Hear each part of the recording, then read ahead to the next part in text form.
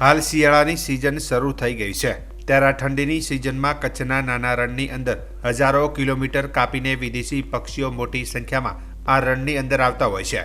ત્યારે ખાસ કરીને ફ્લેમિંગો, સ્પૂનબિલ, કુંજ, ટીલોર, પેરીગ્રીન, ફાલ્કન, રણ ચકલી, નાઇટ જાર, ડેમોલિન જેવા અલગ અલગ જાતના પક્ષીઓ આવેલ છે। આ કચ્છના નાના રણનો વિસ્તાર બહુ મોટો છે, જે 4953 ચોરસ કિલોમીટરના એરિયામાં ફેલાયેલો છે। આ રણની અંદર ઠંડીની સિઝનમાં વિદેશી પક્ષીઓ મોટી સંખ્યામાં આવે છે।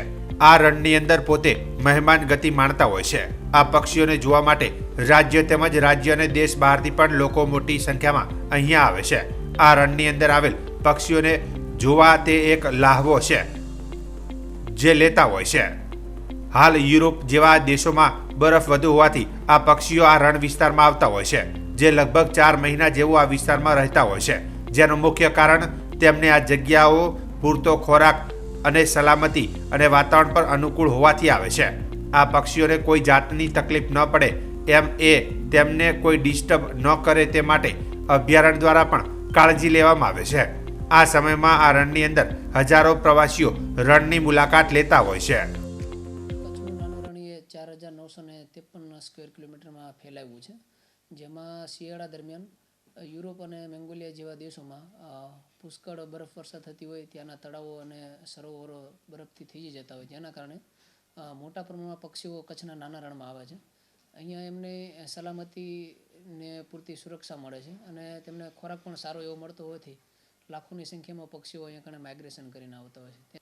માઇગ્રેશન કરીને આવેલા પક્ષીઓ લગભગ 4 મહિના જેટલો સમય કચ્છના નાના રણમાં ગુજારતા હોય, જેને જોવા માટે દેશ વિદેશથી સહેલાણીઓ મોટી સંખ્યામાં બજાણા તેમજ રણના અલગ અલગ ભાગોમાં મુલાકાતે આવતા હોય છે। મારું નામ રાજેન્દ્રભાઈ છે। હું એક પ્રવાસી તરીકે અહીંયા ઘુડખર અભયારણ્ય બજાણા રેન્જમાં જે ટુંડી ટાવર છે ત્યાં આવ્યો છું। અહીંયા સવારથી મેં ઘણા બધા પક્ષીઓ જોયા, એવા બધા પક્ષીઓ જોયા કે મેં કદી જોયા નથી।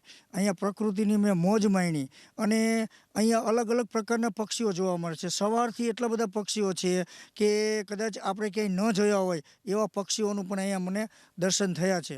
બહુ જ સરસ જગ્યા છે, સરસ અભયારણ્ય છે। અમે અહીંયા બજાણા જે ઘુડખર અભયારણ્ય છે ત્યાં કણે અમે એક પ્રવાસી તરીકે આવ્યા છીએ। તો અમે અહીંયા જ્યારે આવ્યા ત્યારે અમને આ વિસ્તારની કોઈ જાણકારી હતી નહીં। તો અહીંયા જે સ્ટાફ છે એનું મેનેજમેન્ટ બહુ સરસ છે। એ લોકોએ છે ને અમને ક્યાં શું આવેલું છે, અહીંયા કેવા પ્રકારના પક્ષીઓ આવે છે, વિદેશથી કયા પક્ષીઓ આવે છે એના વિશે અમને જાણકારી આપી છે।